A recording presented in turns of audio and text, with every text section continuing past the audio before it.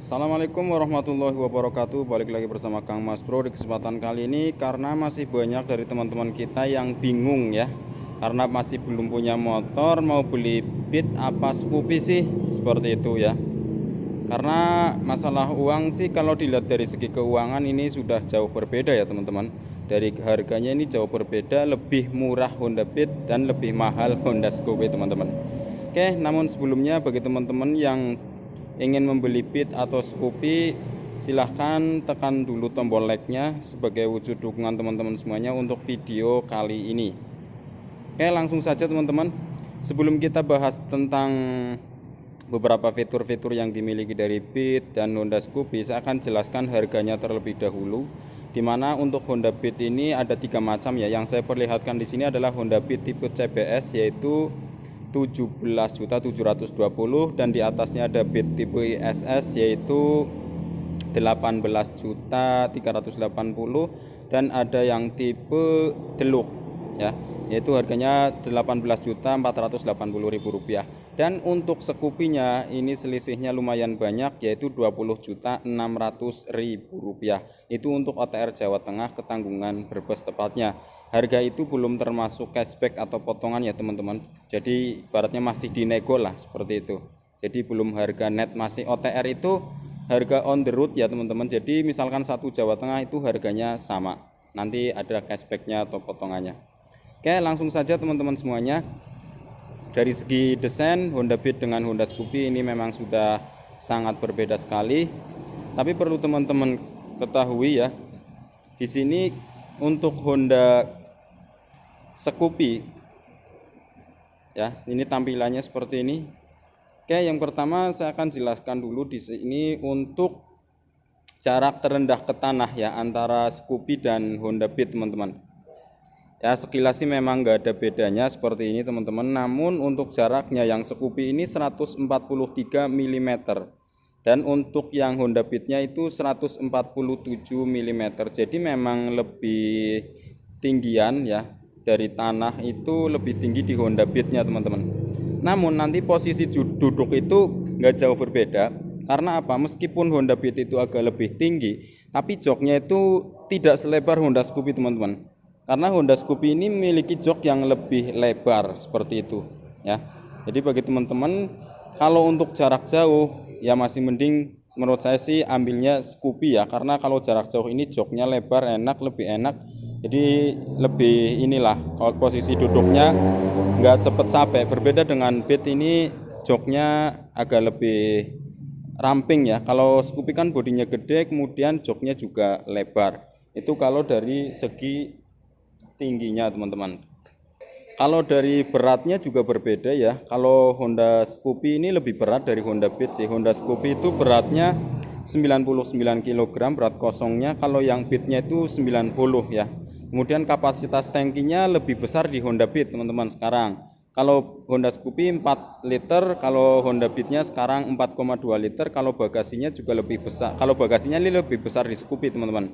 Kalau Scoopy bagasinya itu ini berapa? 15,4 liter. Kalau Honda Beat-nya cuma 12 liter ya. Nah, kalau untuk lari ya, sepengalaman saya pakai Honda Scoopy dan pakai Beat, ini memang bedanya. Kalau Honda Scoopy itu memang kayak agak ini ya, apa namanya? Untuk lari, karena bannya besar, juga ada kerasa perbedaan di tarikan awalnya teman-teman. Jadi tarikan awalnya itu memang agak berat sih untuk Scoopy, karena memang rodanya juga besar. Kalau Beat ini memang lebih responsif sedikit lah ya. Kalau secara fitur, Honda Beat yang tipe ISS juga sudah ada apa namanya, idling stop system, kemudian ada power chargernya juga ada. Tapi kalau secara informasi yang disampaikan di bagian speedometer untuk Scoopy ya, cuma beda di tampilan saja sih. Untuk Scoopy modelnya seperti ini, dan untuk Honda Beat modelnya seperti ini. Tapi informasi yang disampaikan sama saja. Hanya ada satu yang tidak dipasang di Honda Beat, baik yang CBS ataupun yang Deluxe atau yang ISS, itu tidak ada alarm. Berbeda dengan Scoopy, itu ada alarmnya, alarm anti maling sama unsper bag seperti itu.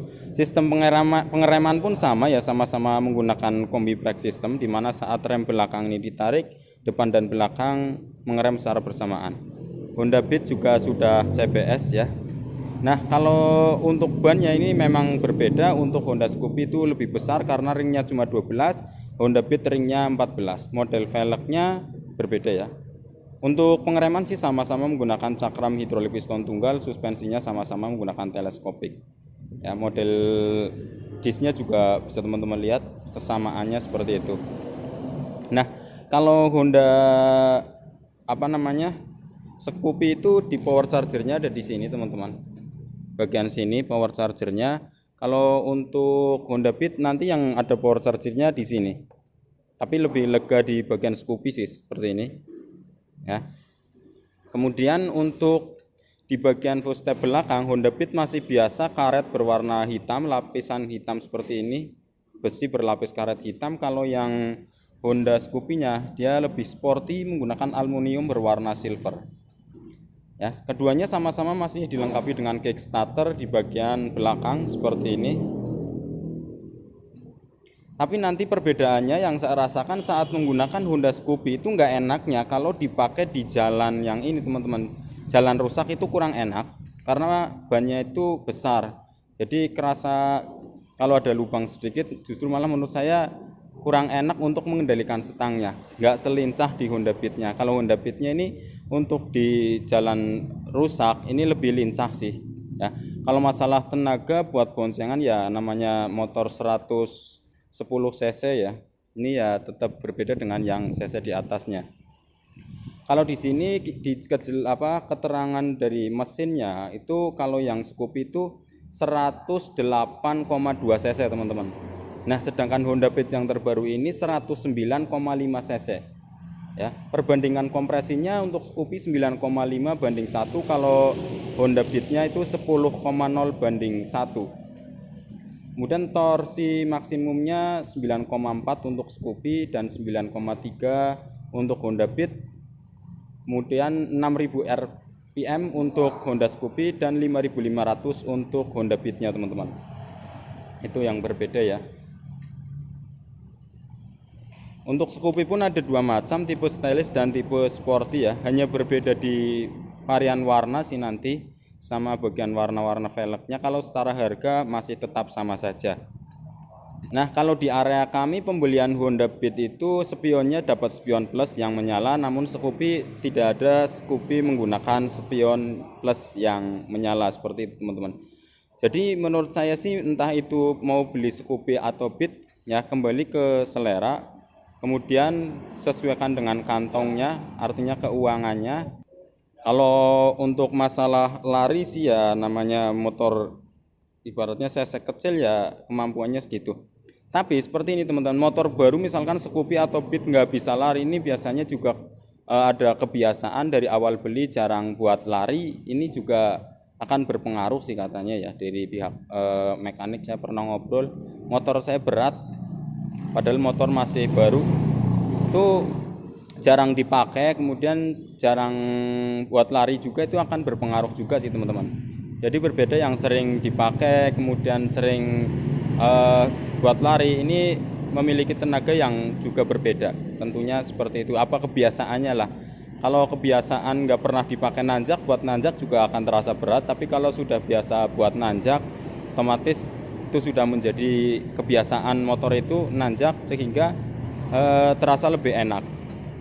Nah, kalau masalah buat nanjak boncengan ini ya sama saja sih. Tapi yang tadi yang saya jelaskan itu untuk Scoopy kalau di jalan rusak memang di bagian setang agak lebih berat dibandingkan yang yang Honda Beat ini lebih ringan. Kalau untuk jarak jauh ya karena Scoopy ini joknya lebih lebar, berbeda dengan Beat ya lebih nyaman di Honda Scoopy-nya sih.